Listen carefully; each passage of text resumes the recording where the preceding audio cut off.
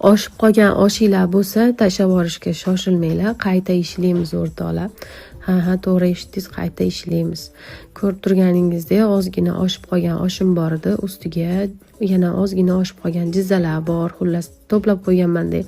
Yog'lar bor edi, shularni solib, pomidor, bolgarskiy, piyoz, ukrop, suv, tuz, hamma narsani solib, yog'larni solib, shunaqa qilib mijig'lab isitib oldimda, keyin laganga solib, ustiga un solib, xamir qilishni boshladim o'rtoqlar.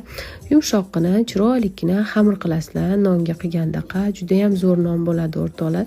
Yemaganlar bo'lsa, yeb ko'rishni tavsiya qilaman. Buni ismini esa kalpatir deyishardi. Endi yoshi katta, bu rahmatli yoshi katta inson, shunaqa yoshi katta insonlarni qo'lida bu katta bo'lganligim uchun bilasizlar, yoshi katta insonlar hech qachon hech narsani uvol qilishdi, ziyon qilib tashlab yuborishdi, yoqtirishmaydi. Ularni qo'li gul bo'ladi. Hamma narsadan bir narsalarni qilishib, hattoki mana ko'rib turibsizlar, shu oshib qolgan oshlarni ham isrof qilib tashlagisi kelmasdan shunaqa nonga aylantirib yuborishardi.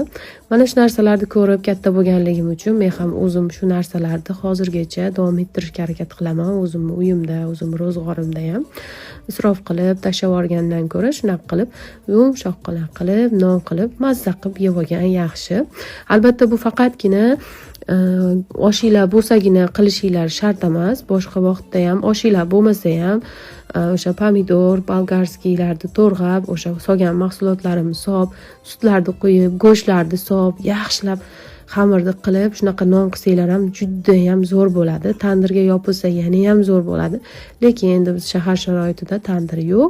Shunaqa qilib qo'ldan kelgancha qilamizda. Endi qaranglar, mazza qilib sho'rva bilan bolalarim ham mazza qilib yeyishadi. Eng glavnisi isrofgarchilikka yo'l qo'ymadik. Ko'rganinglar uchun katta rahmat sizlarga.